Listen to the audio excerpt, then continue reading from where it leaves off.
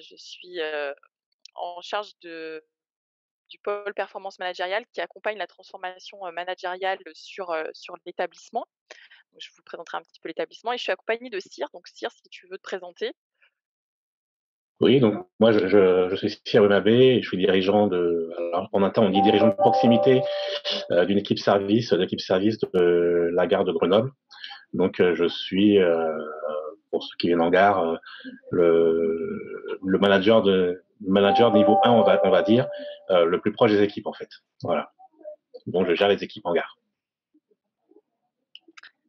OK. Du coup, je vous parle très rapidement de notre univers, pour un petit peu éclairer, ce qu'on fait. Hop, est-ce que ça va fonctionner? Voilà, donc nous, on fait du TGV, à la SNCF, il y a beaucoup de métiers, mais nous, on est sur le TGV. On est, heu, on est un établissement service voyageurs. On est basé sur, la partie Rhône-Alpes. On a 10 sites, dont 2 majeurs qui sont Lyon et Chambéry. Et on accompagne en fait, nos clients sur la partie achat du billet, embarquement dans les trains et puis, le voyage avec le chef de bord. Vous connaissez sous le nom de contrôleur et puis on fait aussi toute la relation client à distance, pour les réclamations, des billets notamment. Donc on les accompagne, c'est du service, c'est de l'immatériel et puis, on se ressemble un peu parce que nous, on est une grande organisation, heu, très marquée par le côté public et donc heu et donc voilà, on a des liens, je pense, entre nos structures.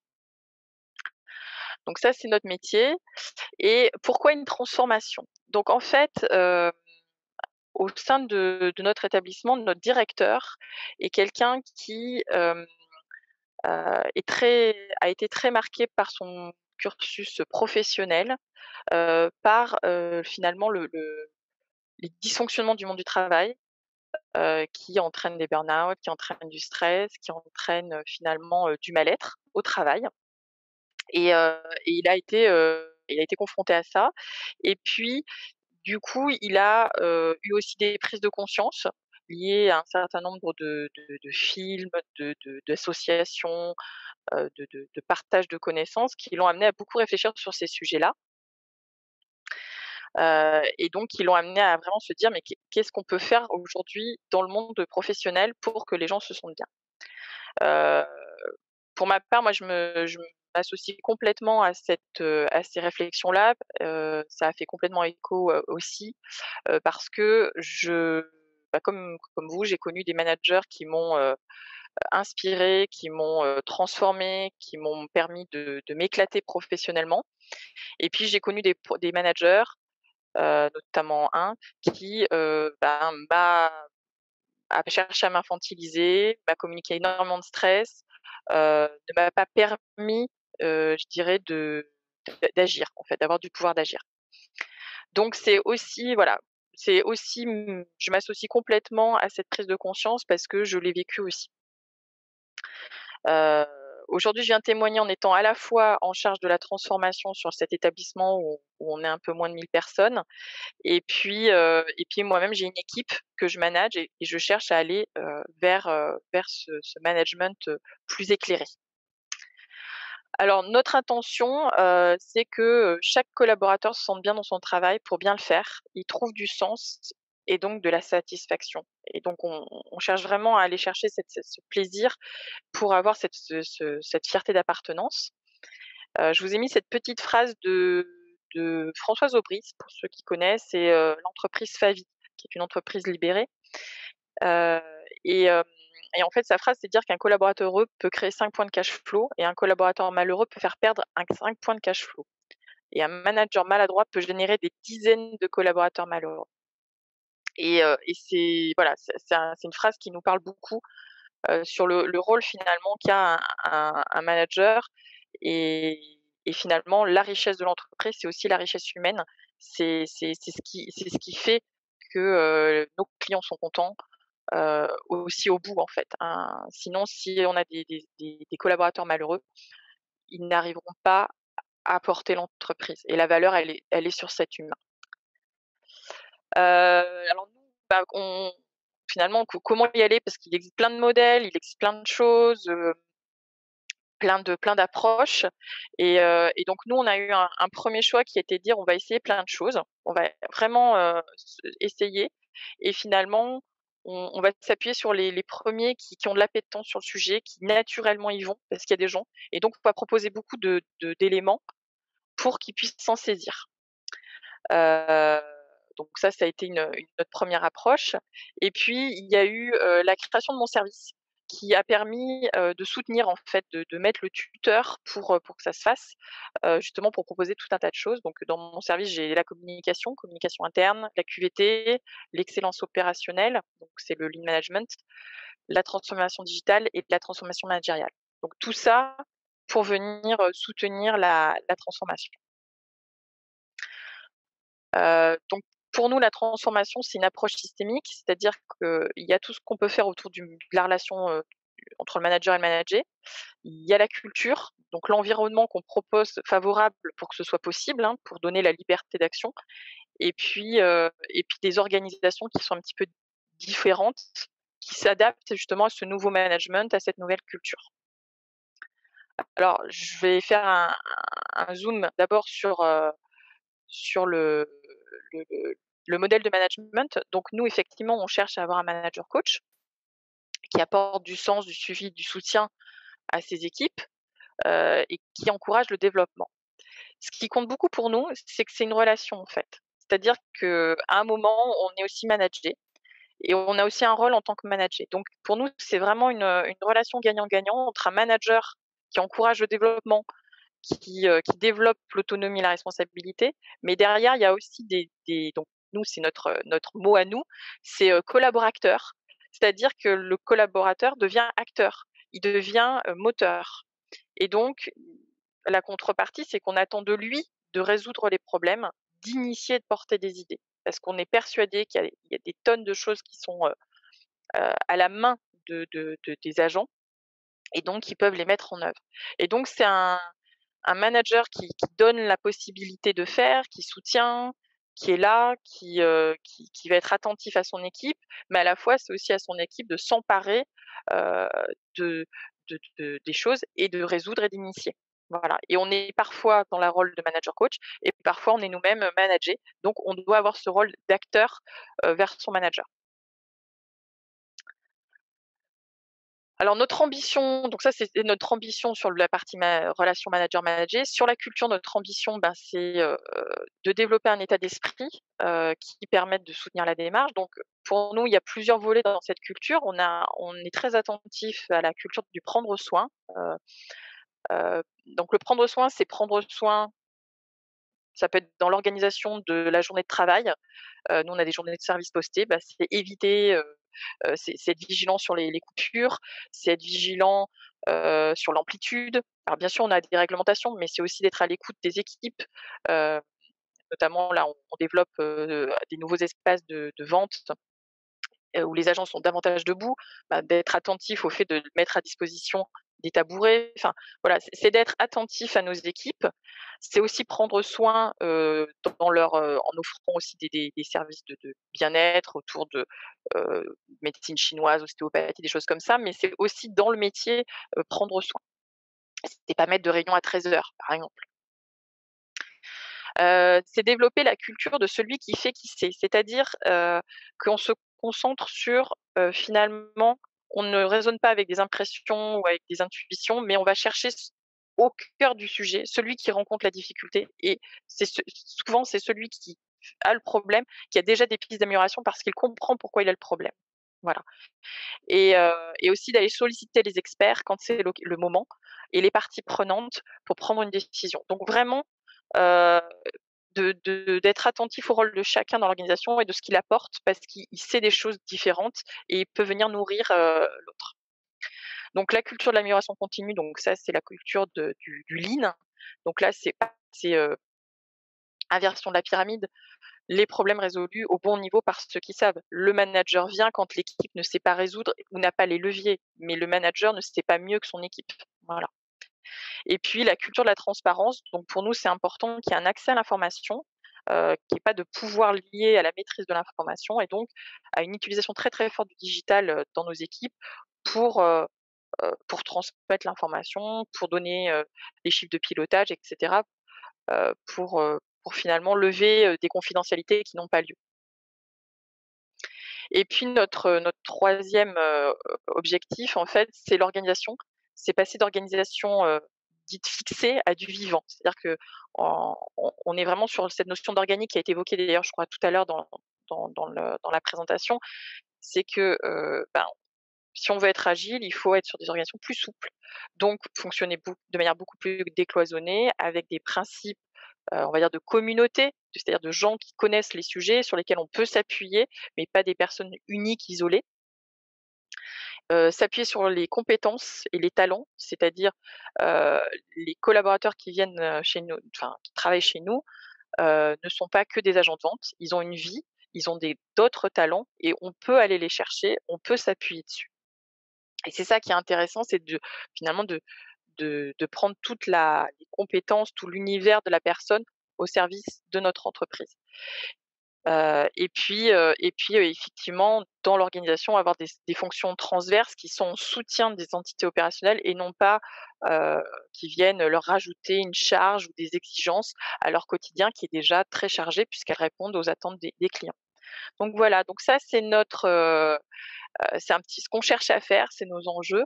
Je propose peut-être de m'arrêter là déjà pour qu'on ait un échange, déjà à ce niveau et puis après on rentrera plus dans le détail pour vous montrer, ben, concrètement qu'est-ce qu'on fait au niveau d'un manager coach et puis le télémanage de CIR, dans avec son équipe. Voilà, si Merci, ça vous convient, s'il y a déjà merci. des questions. Merci beaucoup, Annabelle. Est-ce que, alors, je vais, est-ce que je peux me permettre de vous demander si vous pouvez réactiver votre caméra? Parce qu'on s'était donné une Et ben, règle. j'ai l'impression qu'elle saute en fait quand D'accord. Bon, alors je vous êtes. passe en partage. Je me remets tout de suite. Ah, voilà, Hop, super. Voilà. voilà, vous me voyez. Merci beaucoup. Voilà, voilà. Bah, écoutez, merci beaucoup pour cette première présentation, voilà, du contexte, à la fois de l'établissement et puis du périmètre de votre pôle. J'ai vu une main levée de Fatima. Je pense que Fatima avait une remarque, une question par rapport à votre présentation. Oui, bonjour Annabelle et merci pour cette présentation, succincte mais très riche à la fois. Moi j'avais une question qui était, comment, mettre en place donc, une organisation telle que vous l'avez proposée, enfin qui été mise en place chez vous avec, cette méthodologie-là, sachant que, comme vous le disiez initialement, il y a des dénominateurs communs avec les administrations publiques que nous sommes et bon, avec les entreprises privées, mais avec un poids assez significatif d'autres organisations qui, via des réseaux d'acteurs et des réseaux d'organisations, ont un rôle à jouer et parfois peuvent donner le sentiment d'être plus dans la confrontation que dans la négociation. Alors pour pas les citer, j'allais dire les syndicats. Mmh. Comment on gère pour être dans le, comme ce que disait, Xavier, je crois, dans le coopératif, dans le postmoderne? Alors, plusieurs questions. Enfin, il y a plusieurs choses.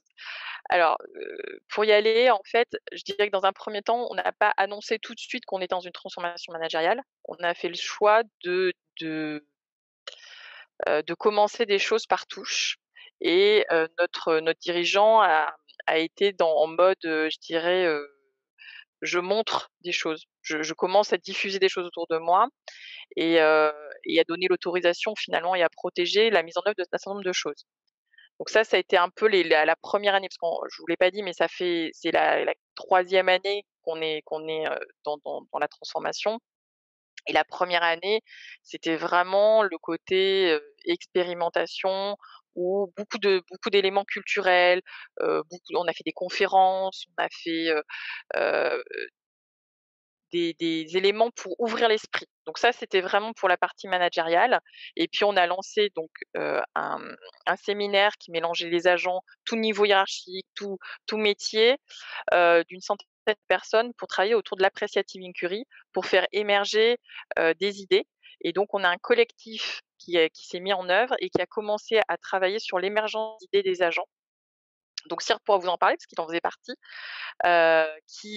qui permettait en fait de commencer à agir sur l'organisation, non pas d'un point de vue hiérarchique, mais horizontal, avec des collaborateurs qui commençaient à dire: «Ben, on peut, on peut porter des idées, on est aidé, on a des budgets pour ça, on peut le faire» et cetera, non pas par la voie managériale et du coup, je dirais que le faire par, entre pairs, ça a permis une plus grande acceptation.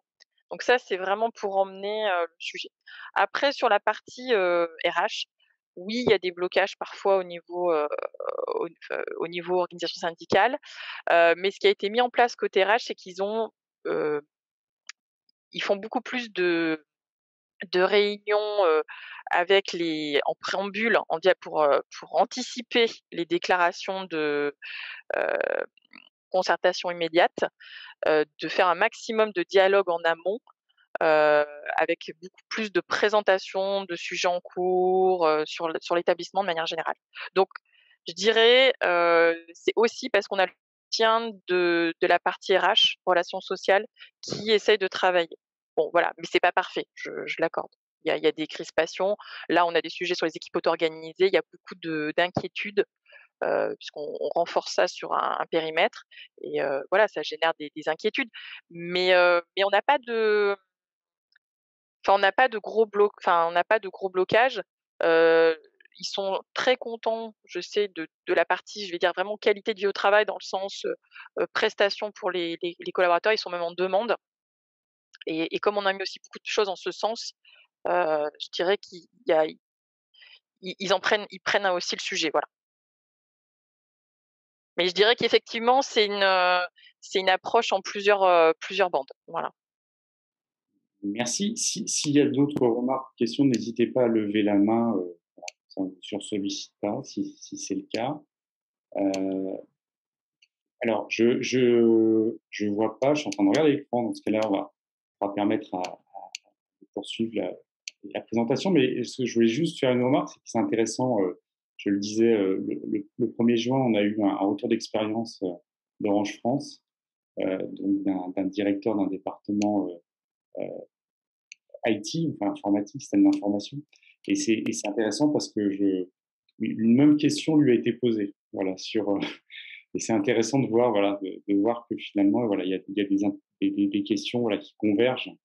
Et on est toujours très très surpris de voir que finalement les choses peuvent se faire aussi naturellement, voilà, avec bien entendu parfois des petits blocages, mais ça se fait aussi de façon assez fluide.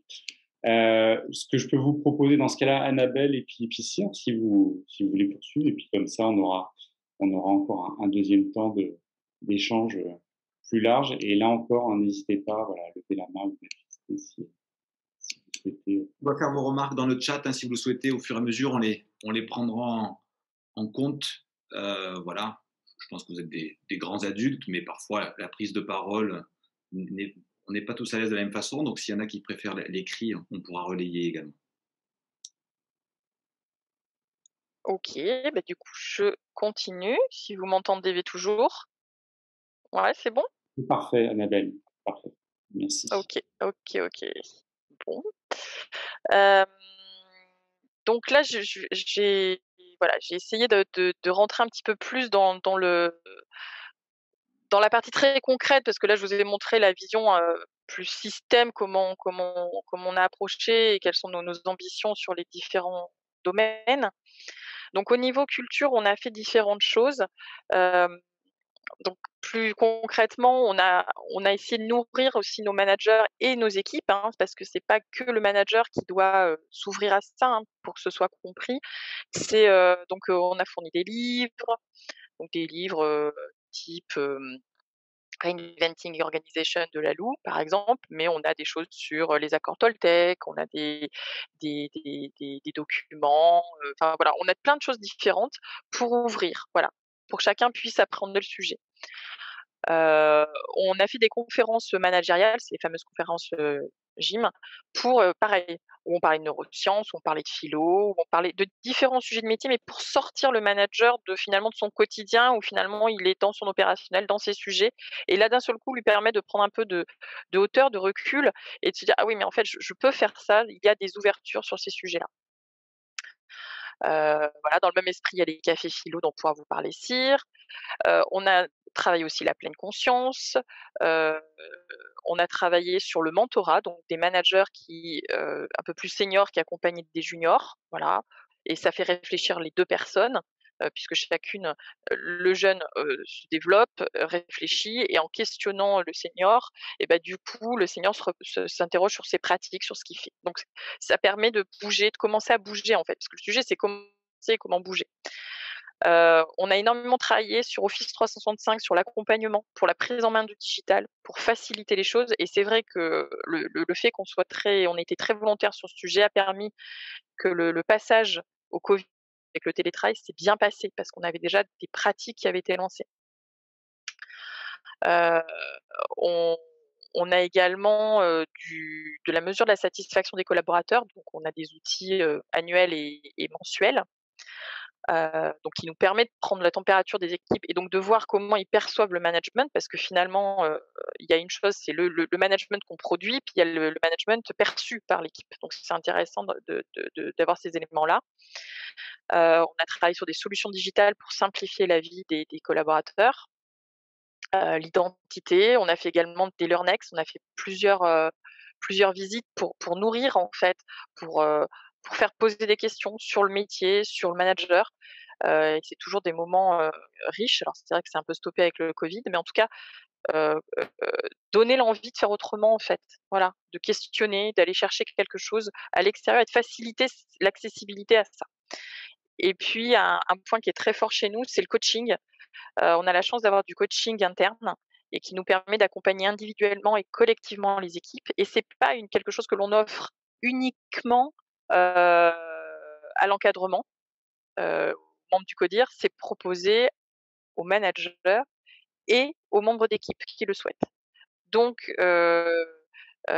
c'est un cadeau qu'on fait finalement, parce que souvent dans les organisations, c'est offert qu'au top management, et nous on pense que tout le monde a besoin d'avoir ce coaching qui lui permet d'avancer et d'évoluer, parce que chercher à transformer sans chercher à se transformer soi-même, c'est un peu compliqué en fait. Il faut quand même avoir un moment où on a de la réflexivité, où on s'interroge sur ses pratiques.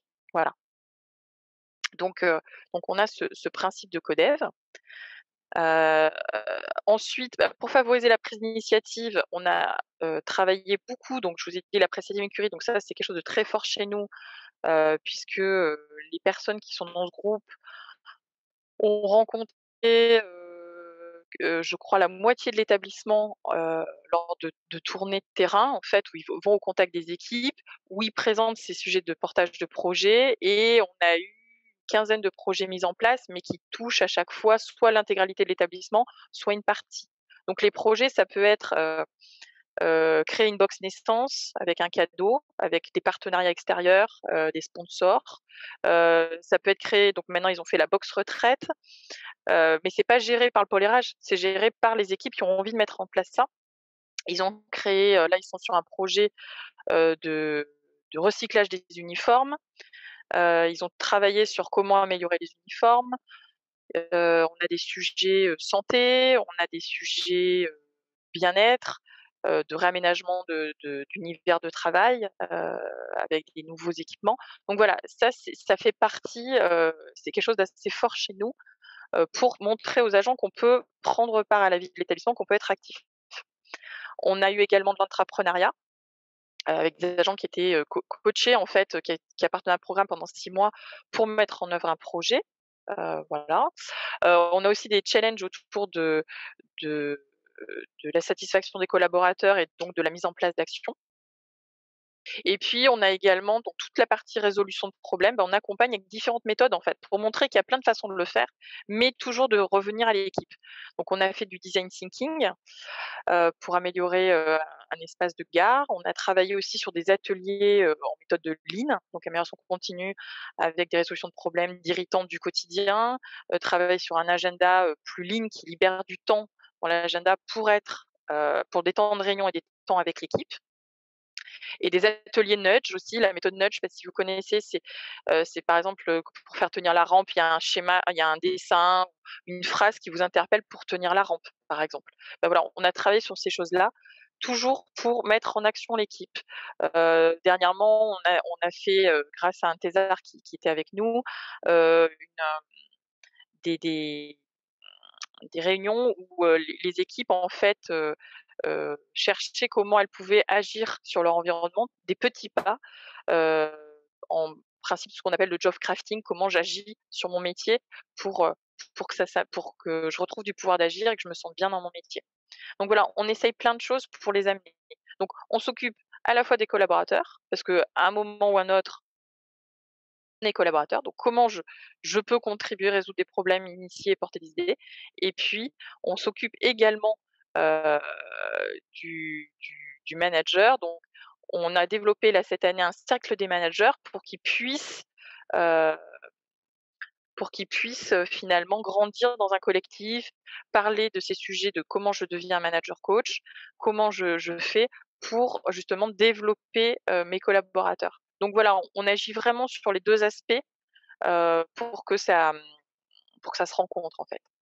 Et donc côté collaborateur, donc je vous ai dit, il y avait une communauté donc qui s'appelle Ozon, qui est là sur, l'émergence d'idées et la mise en œuvre. Et puis, les équipes auto-organisées, donc ça c'est, on tend de plus en plus vers des équipes qui, prennent en charge des sujets que jusque-là ils n'avaient pas. Du type, gestion du planning, donc gestion planning, congé, journée de qui et sur quelle journée de travail, gestion du pilotage des objectifs, réécriture de certains modes opératoires. Voilà, ils deviennent référents sur des thématiques, référents sécurité, heu, référents, RH. Et puis ils vont, également travailler sur le recrutement par exemple des CDD ou de leurs managers. Voilà, ils vont contribuer à agir pour le recrutement. Donc voilà, on a cette volonté de lancer vraiment ces équipes auto-organisées, parce que derrière, on va avoir aussi besoin de managers qui vont être encore plus des managers coach, puisqu'ils vont être de moins en moins dans le métier et de plus en plus dans l'accompagnement. Voilà, donc avec des compétences de facilitation, heu, pour l'équipe. Voilà, et puis ça demande un vrai travail du manager de lâcher prise et de laisser ses équipes, être à la manœuvre en fait, hein, tout simplement. Voilà.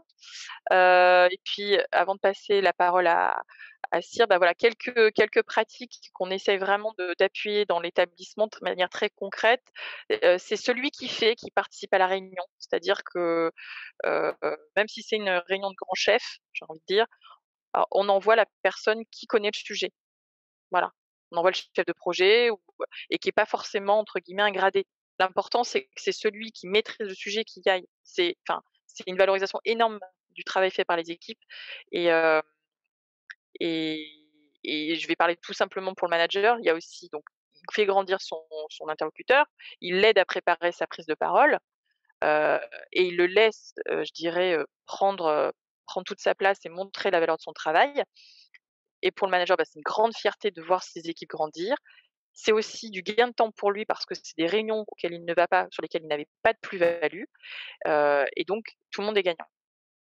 On travaille aussi sur de la validation en confiance des notes de frais, c'est-à-dire qu'on pense que nos collaborateurs ne veulent pas, frauder, donc on va pas passer du temps à contrôler.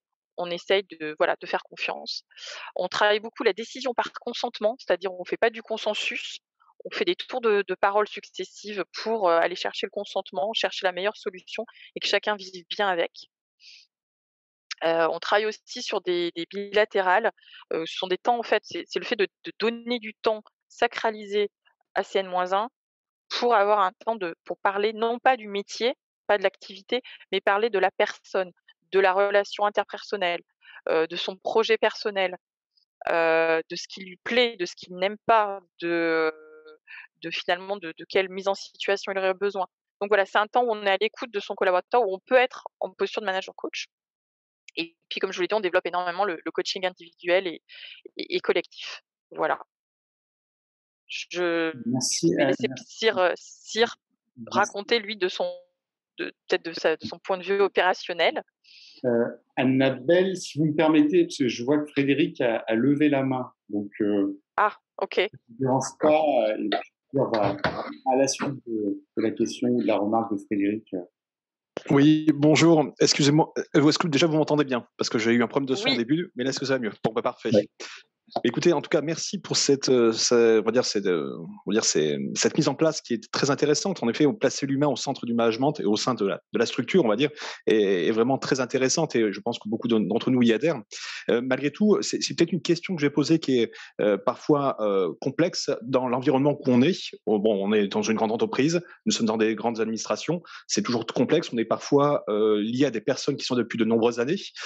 Quelles ont été les résistances, on va dire, à ce changement par ces personnes, que ce soit côté manager, mais également côté personnel? Est-ce qu'ils ont apprécié ce changement? Est-ce que les managers, est-ce qu'il y a eu un turnover également des managers sur ces 3 années qui sont passées? C'est juste pour savoir un petit peu si les anciens, on va dire ça comme ça, ont adhéré à ces changements et n'ont pas été. Alors je pense qu'une grande partie a adhéré, fort heureusement, mais est-ce que forcément on a été confronté à quelques résistances? C'était un peu l'objet de ma question. Alors oui, oui, bien sûr, il y a des résistances. Et d'ailleurs, c'est pas innocent qu'on ait travaillé aussi beaucoup la prise de, comment dire, de, comment je vais le dire, que les collaborateurs poussent en fait. C'est-à-dire que c'est très difficile pour les managers. Il y a une perte de pouvoir, on voit pas tout de suite le bénéfice qu'on peut en tirer. Donc c'est vrai que nous, on a eu tendance à aussi pousser au niveau des équipes pour faire des expérimentations, pour qu'on se rende compte que ça marche, pour voir l'intérêt. Et puis on s'appuyait bien sûr sur les managers qui avaient envie, bien sûr. Il y a des managers qui enfin nous au bout de 3 ans, on a du turnover, on a des managers qui sont partis. Après ce qui nous a, je dirais ce qui nous a aidés, c'est d'abord des expérimentations, donc au début qui étaient pas forcément, très visibles, voilà, pour pouvoir, je dirais faire la preuve.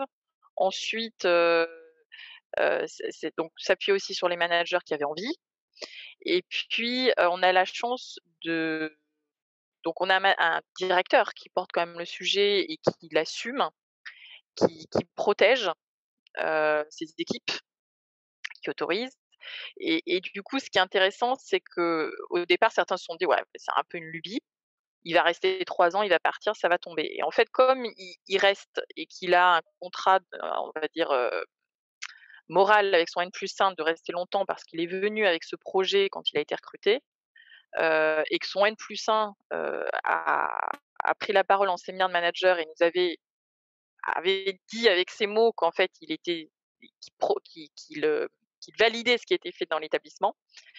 Ça a rassuré, certains managers de l'ancienne école qui, eux, avaient besoin d'une autorisation, hiérarchique en fait. Voilà, que finalement c'était pas un truc, à part et que finalement ça n'avait pas de sens et que ça allait pas durer longtemps. Là, le fait que ce soit, heu, accordé, autorisé par la ligne, hiérarchique, haute, ça les a, heu, ça les a rassurés, voilà. Mais il y a eu des résistances et il y en a qui sont partis, il y a des majeurs qui sont partis et c'est vrai qu'aujourd'hui, on a commencé avec les personnes qui étaient dans l'établissement. Aujourd'hui, quand on recrute, justement, on fait des recrutements, 360, c'est-à-dire qu'il y a le N+1, des N et des N-1 ou certains N-1 qui ont été sélectionnés par l'équipe elle-même. Ce qui fait que ça permet de chercher des profils, compatibles, en fait. Voilà. Déjà, si la personne, elle n'accepte pas enfin, elle est dérangée par le fait d'avoir un entretien avec ses N-1, bon, bah, voilà, on situe aussi les choses. Donc c'est vrai que maintenant, on arrive à la deuxième phase où on peut choisir les profils compatibles. Oui, donc vous avez travaillé sur le savoir-être un petit peu des agents avant le savoir-faire, on va dire. Mmh. Oui, mais merci en Voilà, tout cas pour ce retour. voilà. Merci Annabelle. Alors, je vais laisser la parole à Cyr. J'ai vu que Julien, alors je pense qu'il a applaudi. C'est pas, je pense que c'était non, mais il y avait une remarque. Mais comme Cyr est très patient, je me fais alors si la remarque est courte, Julien, puis après je vais laisser la parole. Mais Je vais faire une question que je propose à Annabelle de ne pas répondre et laisser Cyr, parce que je pense que la réponse va être dans l'intervention. Je vous remercie. Ma remarque, c'est, enfin, déjà merci pour ce retour d'expérience. Là où, et ça résonne pas mal avec des expériences qu'on fait nous de notre côté. Ma remarque, c'est les managers qui n'ont pas envie, certes, c'est une chose, ça se travaille, je pense que c'est la responsabilité du manager d'être dans ces démarches-là quand même au bout d'un moment. La question, c'est les collaborateurs qui n'ont pas envie, enfin, qui sont dans un cadre très rassurant, qui viennent pas au travail pour être entrepreneur. Je dis ça volontairement parce que moi-même, je suis entrepreneur à mi-temps sur un projet, mais ça ne parle pas à tout le monde, quoi. Et je pense pas qu'on a besoin, enfin, je pense pas faut que ça parle à tout le monde, quoi. Donc, comment faire avec les collaborateurs qui n'ont pas forcément envie? Mais je pense que du coup, l'intervention de Cyr va éclairer ma question. Voilà. Mais je tenais à la poser quand même. Bah écoutez, je l'espère. Alors pour ma part, pour une petite présentation, je suis issu de la grande distribution, je vais dire, la bande distribution spécialisée et puis la grande distribution en général. Et j'ai rejoint la SNCF en 2013. Et je vous cache pas qu'il y a eu un choc des cultures. Voilà. Une première expérience qui s'est plus ou moins bien passée avant de rejoindre donc l'établissement dans lequel je suis aujourd'hui, et où je vous dirais clairement que moi, en tout cas, je m'éclate et mon équipe, en tout cas aujourd'hui s'éclate. Donc j'ai été recruté par ma N+1 et donc notre directeur d'établissement est mon N+2 pour situer un peu les choses. Et donc en juin 2018, puisque pour moi en tout cas et pour ma fonction, ça a été le moment fondateur, il y avait organisé au sein de notre établissement un lean management et où tous les managers de l'établissement pouvaient s'inscrire et participer. Et donc j'y suis allé. Et à ce moment-là, j'ai rencontré un monsieur que je n'avais pas encore vu, et donc il est venu me parler comme ça, de tout et de rien, etc. Et qui était en fait mon N+2, que je n'avais pas encore rencontré, voilà, hein, et qui me parlait de façon très simple et très abordable, et qui me parlait de choses et d'autres. Et dans ce même ligne, j'ai rencontré aussi un philosophe, voilà, tout simplement, qui m'a parlé de transformation managériale, mais par des chemins de traverse. Et moi, dans ma nature, je suis quelqu'un plutôt moi, j'aime bien faire l'école, aller à l'école, mais pas par le chemin le plus droit, en fait. Je vais passer par là, tiens, ok, j'ai 5 minutes de retard. Est-ce qu'on va monter en rigueur? Là, je suis un peu en avance, mais j'ai pas aimé. Donc voilà, je suis un peu comme ça. Je vais plutôt à tâtons, comme ça. Et sur mon feeling et par rapport à ce que j'ai appris. Donc j'ai la capacité de prendre ce qui me plaît, de laisser ce qui me plaît pas. Quand je suis pas bien quelque part, dire je suis pas bien, je vais pas rester pour faire plaisir. Je m'en vais puis je vais voir ailleurs comment ça se passe. Et puis finalement, en bon an mal an, on me dit c'est ton N+2 qui est là, qui te parle comme ça. Je fais ah ouais. Et puis bon je suis retourné le voir, je me suis excusé, il me fait non, mais pas du tout. Sois naturel. Moi, il y a pas de projet. Effectivement, il y a pas de souci. Moi, je sais qui tu es. Voilà. Donc voilà. Et en discutant tout ça, il me dit mais moi je te file les clés. Voilà. C'est ton équipe, c'est ton service. Je te donne les clés, essaye. Voilà, fais, sois toi-même. Je peux vous dire que dans notre monde, en tout cas, dans l'entreprise publique, ça m'a fait bizarre. Je suis tiens, il y a quelqu'un qui me dit exprime-toi et fais. Et puis si ça marche pas, c'est pas grave, t'auras essayé, on essaiera autre chose et puis et ça fonctionnera comme ça. Ok, j'y vais et puis je me dis mais là tu me dis fais, mais ma N+1, voilà, ma réflexion, ma N+1 dans l'histoire, quelle est sa place, quoi, je lui en parle, j'en parle pas, il m'a dit fais, voilà. Donc je suis reparti avec ça dans les mains et dans la tête et je me dis mais mince, ce monsieur il me dit fais. Et effectivement, pour répondre à la question d'avant, effectivement, il y a une organisation avec des gens qui sont là. L'organisation elle est plutôt lourde. Quand on veut quelque chose, il faut passer par différentes strates. Les agents, c'est pareil. Eux, aujourd'hui, ils en sont pour faire un échange de billets. Je vous parle de mon quotidien. Hein, un échange de billets, c'est un coup de tampon. Et s'ils n'ont pas le coup de tampon du responsable, ils font pas. Donc moi, avec tout ça, qu'est-ce que je fais? Je ne sais pas. Et donc je suis reparti quand même avec le numéro du philosophe. Et donc, juste avant de partir en vacances, c'était au mois de juillet, j'appelle le philosophe. On me dit fait, donc je l'appelle. Et on discute, on parle de choses et d'autres. Et lui aussi, il me prend pas directement à fond dans le truc. Voilà, on discute, on sympathise, etc. Et donc là, je vous parle de ça, c'était au mois de juillet. Et fin juillet, je vois sur mon téléphone un numéro que je connais pas, donc je décroche. C'était mon N+2.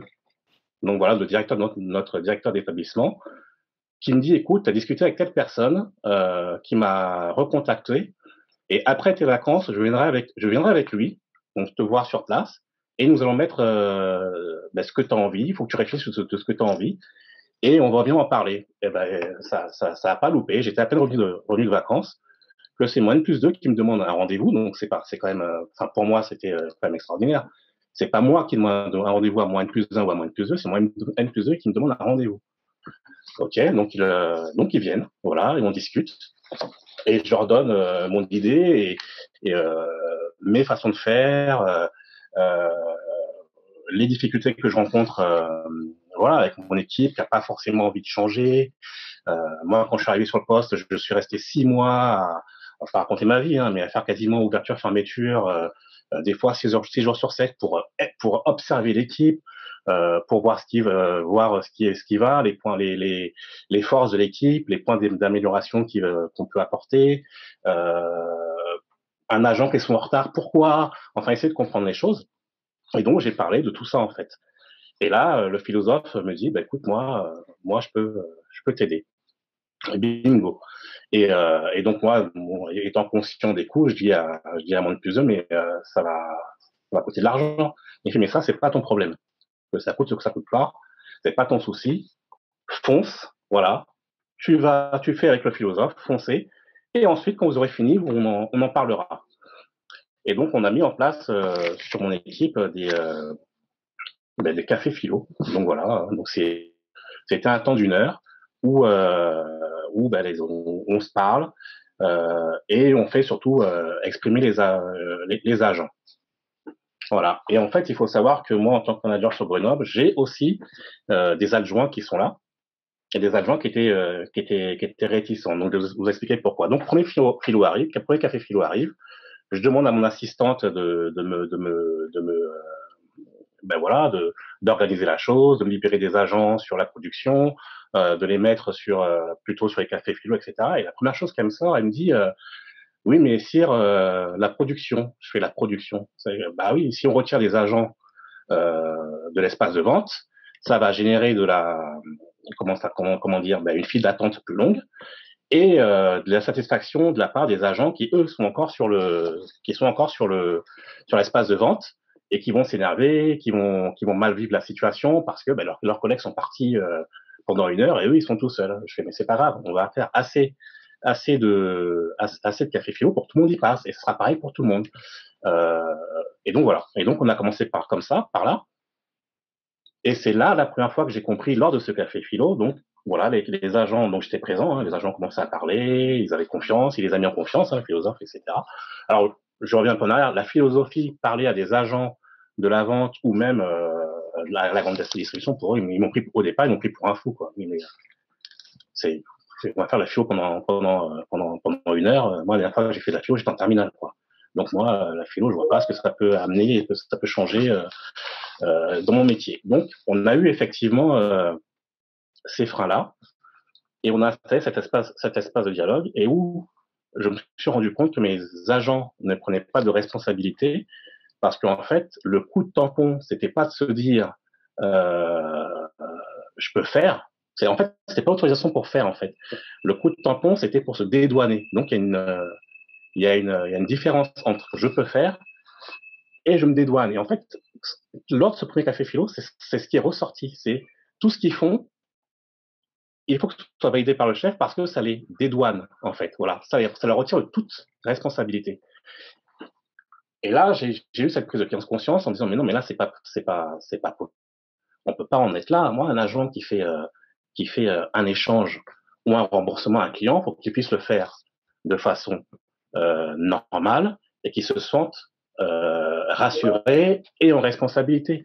Et donc, on a travaillé déjà sur ces petits irritants où ils vont se dédouaner, et aussi où mes assistants, puisque j'en ai 6, j'ai une équipe de 30 personnes avec 6 assistants, hein, c'est riche quand même, et eux aussi se disent, mais à un moment, bah ouais, moi, le coup de tampon, je suis pas là que pour ça, pas que pour le coup de tampon, en fait. Je suis peut-être là aussi pour d'autres choses. Et donc, c'est faire prendre conscience à chacun que chacun a son rôle.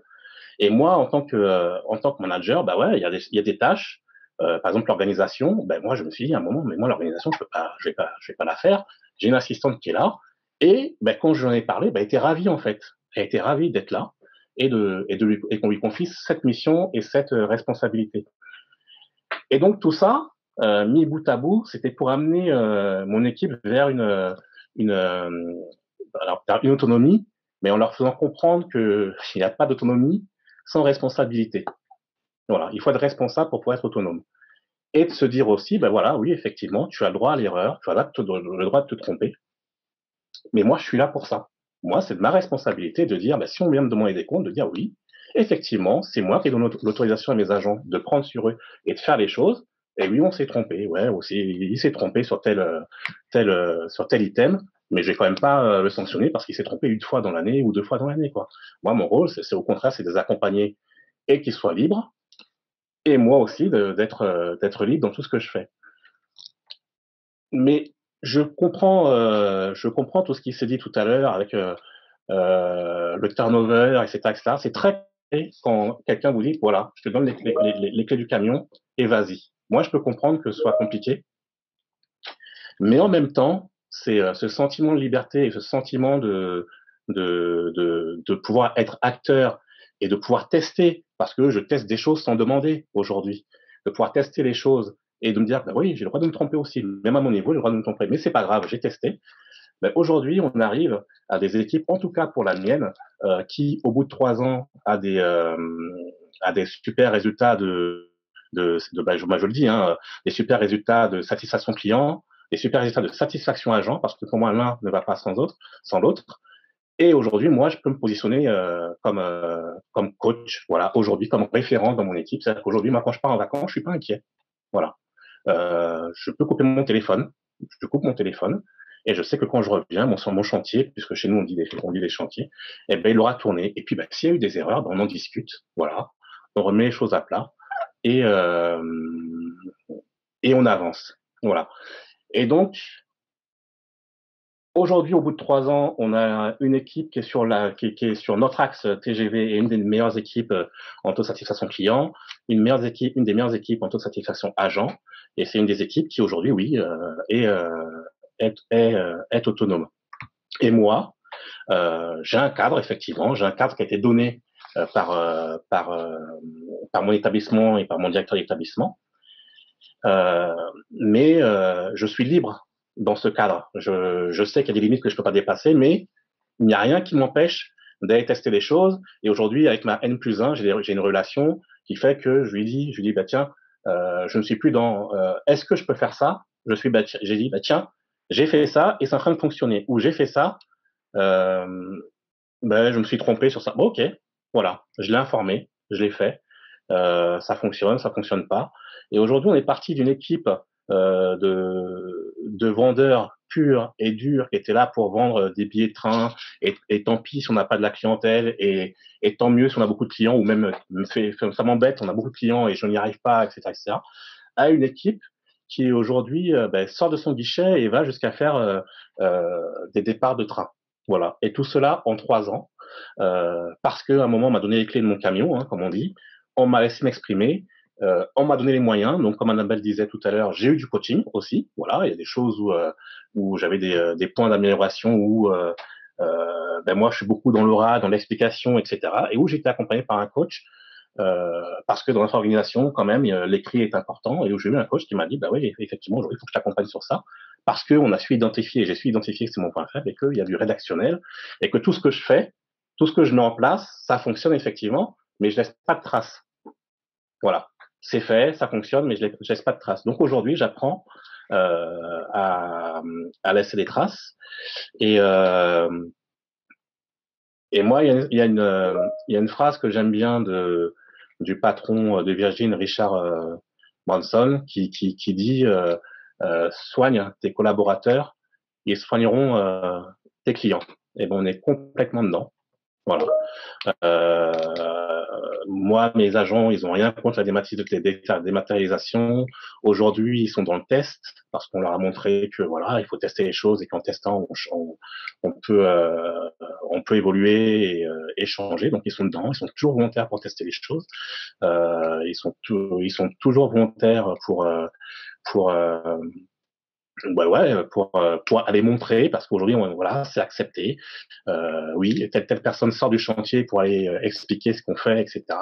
Oui, aujourd'hui, effectivement, ça va être difficile parce qu'on aura plus de clients et moins d'agents. Mais demain, ça sera mon tour. Voilà. Et puis, si j'ai pas envie d'y aller, eh ben, j'y vais pas. C'est pas grave, d'autres iront. Voilà, on fonctionne comme ça. Et pour moi, en tout cas, la plus grosse récompense que me donnent mes agents, ce sont évidemment nos résultats, hein, puisque on est parti. Il y a un classement qui est fait dans l'Axe, hein, sur l'Axe. On est parti de loin, mais aujourd'hui, on est une des meilleures des équipes, mais sans pression, parce que quand on met de la pression, effectivement, on peut avoir des résultats sur une année, mais ça tient pas plus, ça tient pas plus. Et en préservant le bien-être. Et moi, aujourd'hui, moi, quand je vais au travail, je suis ravi.